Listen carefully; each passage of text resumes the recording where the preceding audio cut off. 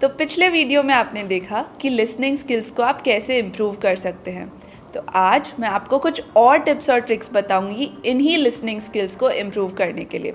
लेकिन उससे पहले देखते हैं कि ये लिसनिंग स्किल्स इतने इम्पॉर्टेंट क्यों हैं। तो चलिए देखते हैं। सबसे पहले it demonstrates your ability to pay attention to thoughts, behaviours and feelings of people. It helps an organization to operate efficiently. It increases your power to influence and motivate other people. It improves personal and professional interaction. तो इन reasons के वजह से listening skills improve करना बहुत necessary है। हर professional setup में और personal setup में आपको अच्छे से सुनना बहुत ज़रूरी है। तो चलिए इसके लिए हम कुछ और टिप्स और ट्रिक्स फाइंड आउट करते हैं जिनसे आपके लिसनिंग स्किल्स बिल्कुल परफेक्ट हो जाए। तो सबसे पहला टिप देखते हैं। सबसे पहला है आस्क क्लैरिफाइंग क्वेश्चंस। यहाँ पर कहा गया है क्लैरिफाइंग क्वेश्चंस, मतलब जो सामने वाला बोल रहा है अगर उसमें आपके कोई डाउट्स हो तो आप उनसे क्वेश्चंस पूछ सकते हैं। आप जब क्वेश्चंस पूछे तो ये ध्यान रखिए कि आप उसी टॉपिक से रिलेटेड क्वेश्चंस पूछ रहे हो।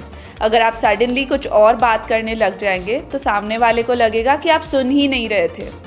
तो उनके बात से रिलेटेड अगर आपके पास कोई भी क्वेश्चंस है तो आप क्लैरिफाई कर सकते हैं उसी वक्त। अगला टिप है empathise with the speaker. Empathise with the speaker मतलब अगर सामने वाले के कोई इमोशंस आपको सामने नज़र आ रहे हैं, जैसे कि वो दुखी हो, फ्रस्ट्रेटेड हो, कंफ्यूज्ड हो, तो आपको भी वैसे ही इमोशंस कन्वे करने चाहिए। इससे ओपन कम्युनिकेशन ज़्यादा आसान हो जाता है। सामने वाले को लगता है कि आप उनकी बात समझ रहे हैं और उनसे अग्री करते हैं। अगला टिप है pay attention to non verbal cues. आप लोगों के facial expressions, body language, position of shoulders, eyes, mouth, ये सब से समझ सकते हैं कि वो क्या इमोशन फेस कर रहे हैं। जैसे कि अगर वो कंफ्यूज्ड है, इरिटेटेड है, फ्रस्ट्रेटेड है तो लोगों के चेहरे पर साफ दिखाई देता है। लिसनिंग स्किल्स में ये भी बहुत इम्पॉर्टेंट है कि आप नॉन वर्बल कम्युनिकेशन अच्छे से समझ पाए। ये भी एक टाइप का लिसनिंग स्किल है। अगला टिप है provide the speaker with a feedback. इसका मतलब है जब कोई कुछ बात बोल रहा हो तो अगर आप उन्हें रिप्लाई दे कि I understand this must be difficult for you, या फिर आप सिर्फ ओके भी कहें तो उन्हें लगेगा कि हाँ आप उनकी बात को सुन रहे हैं। आप उनकी बात के पॉइंट्स भी बना सकते हैं, इससे भी लगेगा कि आप एक्टिवली उनकी बातें सुन रहे हैं। नॉन वर्बल कम्युनिकेशन भी इसका एक इम्पॉर्टेंट हिस्सा है। अगर आप सिर्फ अपना सर हिलाकर नॉड करें तो भी उन्हें लगेगा कि हाँ उनकी बात सुनी जा रही है। तो फीडबैक बहुत इम्पॉर्टेंट है।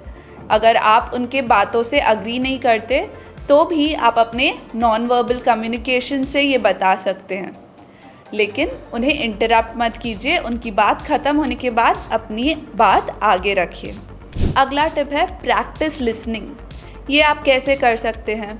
आप कुछ ऑडियो बुक्स सुन सकते हैं, पॉडकास्ट सुन सकते हैं, 4 मिनट या छोटे समय के क्लिप्स देख सकते हैं और उन्हें रीप्ले कीजिए। ये देखने के लिए आप कितना ध्यान रख रहे थे और कितना याद रख पा रहे थे।